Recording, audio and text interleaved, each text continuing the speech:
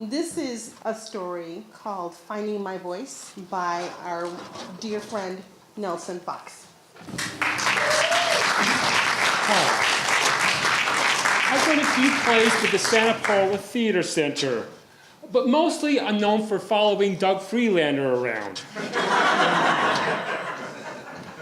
But I've also done a lot of plays with the Ojai Arts Center Theater, usually with lots of young people. I've attended Full Disclosure as an audience member in the past, but this is my first time as a participant.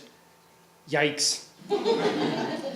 The theme for this evening really struck a nerve with me, and I felt compelled to share my story of those years. In September of 1966, I began to attend Rio del Valle Junior High School in El Rio. I would graduate in June of 1968. Here is a picture of my student body card.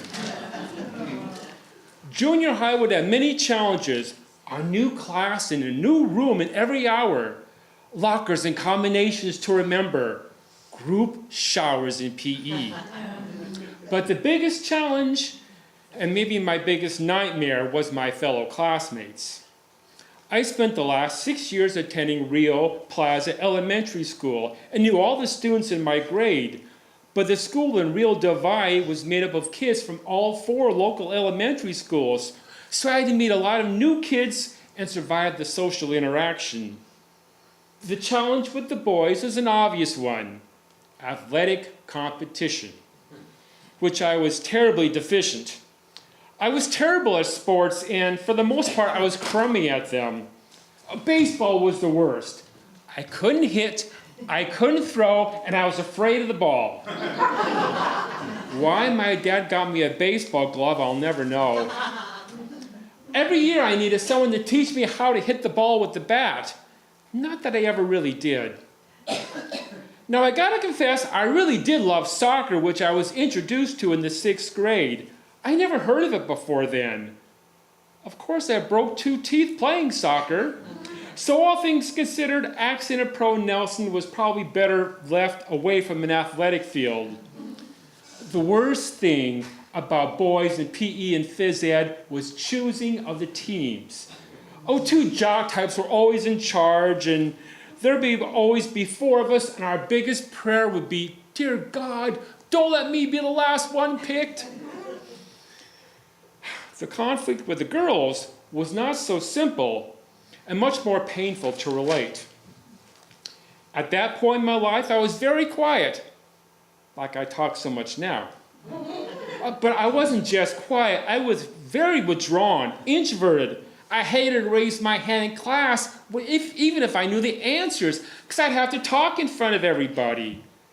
I was also extremely sensitive and vulnerable, and a crybaby. At lunch, my class would all eat together, and when we finished and it wasn't raining, we were herded outside to the outside area with its basketball hoops and baseball fields. A gang of the pretty, popular girls would come up to me from my perch watching the boys play basketball. They would encircle me, and they would say, "Cry, Nelson! Come on, Nelson, cry! Cry, Nelson!" They were relentless in their intensity, and they always got their wish. I would always cry. Now, like Superman's secret identity of Clark Kent, I was very meek and mild. But underneath my meek and mild pose, I wasn't Superman. I was the Hulk. When they made me cry, I wanted to kill them. They would laugh and giggle and run off to the girls' restroom as I chased them. I never caught one of them. For days, I had to face those girls at lunch and in my classes at school. For days, I had to hear them tell me to cry until they broke me with their malicious venom and laughter. And I told no one. No one in my class came to my defense. And it was a pretty high-profile area at school.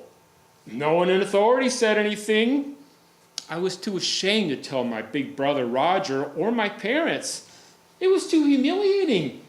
Admit to being bullied, picked on, by a bunch of girls? And they didn't say anything mean to me. They didn't call me stupid or shy or anything. They just told me to cry. And I did cry. Not because of the word, but because of their intent. I was sort of a sweet, kind, sort of pitiful little boy. And they wanted to hurt me. They wanted to destroy me for their enjoyment. It was so unfair and unjust. It was not right. That's why I cried. About that time, my dad got me some basking gloves. I guess he knew I was being picked on. My mom was always teaching me to never be dependent on anyone. Maybe that's why I didn't talk to my parents or get help from the school. After a period of time, which seemed like forever, but was probably a few weeks at most, the situation came to a head. Lunch came, the girls came, the taunts and the jeers and the crying yells and cry voices bombarded me. And I cried, and I ran, and I chased them, and I fell. I slipped on the gravel outside the girls' restroom. I landed hard and ripped my pants and skinned my right knee. Now I was crying for pain. And then two men came. Mr. McGarry, the vice principal, and Mr. Benita, my Spanish teacher. Mr. Benita helped me up. And Mr. McGarry, he took me to the office, and I spent the rest of lunch on a cot in the nurse's office. Too soon it was time for lunch to be over, but Mr. McGarry said to stay there. All those girls would have been in that very next class. By the end of the day, it was over. No one ever told me to cry again. Of course, no one ever apologized to my face for the pain they caused me either. One wrote a very heartfelt note about how sorry she was, and when she got to know me, I was really pretty cool. Another wrote 3 heartfelt notes, not only saying she was sorry, but also how bad she felt about herself, that she went along with her peers and didn't try to stop them. She also later told me what happened in that class that I missed. Mr. McGarry came and told them they had to stop and leave me alone or I'd have a nervous breakdown. Whatever that meant to us. As to the rest of the girls, they wrote no notes. They were just so phony nice to me for the rest of junior high and high school. Always with the big phony sugary, "Hello, Nelson," from me. But life has its way of helping you get on top. Now, I said I wasn't very athletic, and it's true, I never played sports game with the kids, but I did play around the world at Howard Smith's backyard. Now, to play around the world, imagine on top of this garage there was a basketball hoop and backboard. Now, we had to make 5 baskets. The first and the last were just near the hoops. The second and the fourth were halfway down the driveway, but the third was a killer. It was at the very edge of the sloping driveway. My folks saw that I enjoyed this game, so we got a basketball hoops and backboard for our house too. I spent a lot of happy times shooting baskets and imagining stories with my favorite superheroes. One day in gym class, we had to do the president's physical fitness test. It included things like running and jumping and pull-ups and sit-ups, but shooting 10 baskets with a basketball. We formed pairs, and I was paired with Johnny Morgan. He was born with a heart condition, and so he was usually excused from having to play sports. And I shot 9 out of 10 baskets. When we all finished, each boy had to say how they did. I heard numbers of 6, 7, 8. When it came my turn, I said 9. No one believed me. Johnny Morgan said it was true. He saw me. It turned out I did the best in the whole school. And did the boys hate that?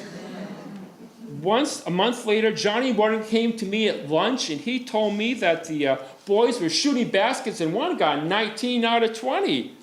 I just laughed to myself. They felt the need to do better than me. Did I feel the need to run out and defend my record? Heck to the no. I knew I already beat them when the competition really mattered. I also had another triumph in junior high. One of our books in English class had a play called The Ghost in the House. We read it, and I was one of the people that read the father's part.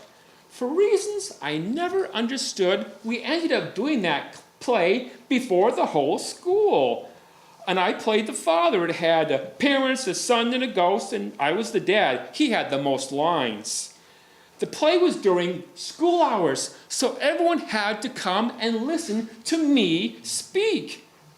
I was always shy and nervous, but never if I was on a stage.